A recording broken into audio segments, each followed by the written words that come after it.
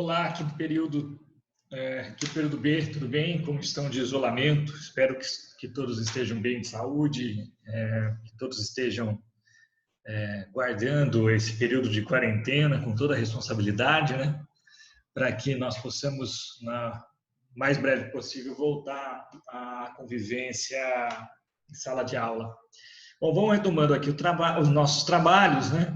Eu estou usando hoje um programa um pouco diferente, estou usando o Zoom para fazer as nossas aulas.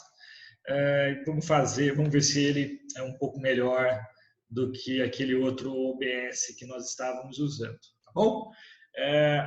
Nós vimos no encontro anterior,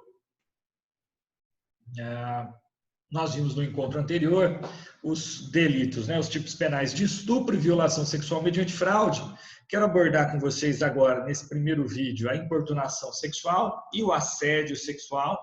Esse quarteto aqui, seriam os 4 tipos penais do capítulo dos crimes contra a liberdade sexual. Então, esses 4 têm como bem jurídico tutelado a liberdade sexual, ok?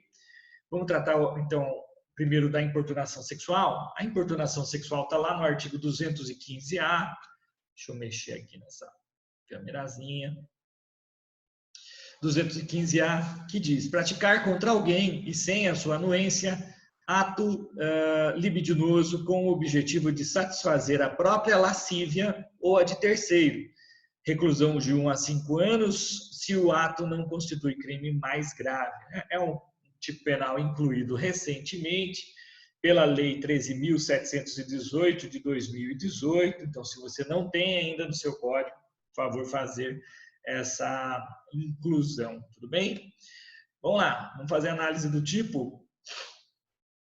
Na análise do tipo, vamos lá, nós teríamos aqui núcleo, praticar nos elementos descritivos a prática do ato libidinoso contra alguém sem a anuência desta pessoa, tudo bem?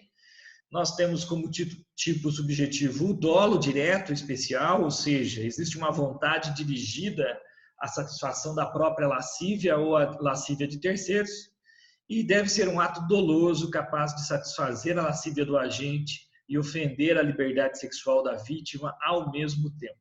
Estamos tratando, como já dissemos, de um crime que tutela a liberdade sexual da vítima. Trata-se de um crime comum. Tomar cuidado em relação ao sujeito passivo, se for menor de 14 anos ou dentro de uma outra possibilidade dos vulneráveis do artigo 217, parágrafo 1º, nós poderíamos ter, na realidade, um estupro de vulnerável. Mas estaria mantida aqui a hipótese desse tipo penal para a parcela da doutrina se não houvesse o toque na vítima. Tudo bem? Então, nós poderíamos manter essa subjunção se não houver o toque, o contato físico na vítima vulnerável. A consumação, ela ocorre com a prática do ato, né, com a efetiva prática do ato criminoso, libidinoso, e a tentativa seria possível, embora de difícil configuração, como, por exemplo, o indivíduo tentar passar a mão nos seios de alguém no ônibus e ser impedido por populares. Combinado? Então, essa seria a análise do tipo penal do artigo 215-A, importunação sexual. É um tipo de médio potencial ofensivo, não se pratica com violência ou grave ameaça. Ele já admitia, antes do pacote anticrime, a suspensão condicional do processo do artigo 89, e essa era uma das críticas que se fazia ao dispositivo, e hoje, com o acordo de não persecução criminal, ele admite também, por não ter, né, dentre os seus elementos a violência ou grave ameaça, ele permitiria, em tese, o acordo de não persecução criminal. Vamos para o delito agora de assédio sexual, do 216-A. Assédio sexual diz: constranger alguém com o intuito de obter vantagem ou favorecimento sexual, prevalecendo-se o agente de sua condição de superior hierárquico ou ascendência inerentes ao exercício de emprego, cargo ou função, pena de detenção de 1 a 2 anos, uma causa de aumento de pena que nós vamos analisar aqui na análise do tipo. Na análise do tipo nós temos nós temos aqui a conduta de constranger, que significa coagir, obrigar, impor condutas, né? E essa obrigação, essa coação se faz na perspectiva de um chefe que é hierarquicamente superior ao funcionário no regime público, ou tem uma relação de ascendência na iniciativa privada, né? E ele abusa dessa situação de superioridade, portanto, visando a obtenção de favores sexuais. No tipo subjetivo, nós temos o dolo, representado pelo fim especial de agir, que é o intuito de obter vantagem ou favorecimento pessoal. O bem jurídico tutelado é a liberdade sexual no meio de trabalho, no ambiente de trabalho.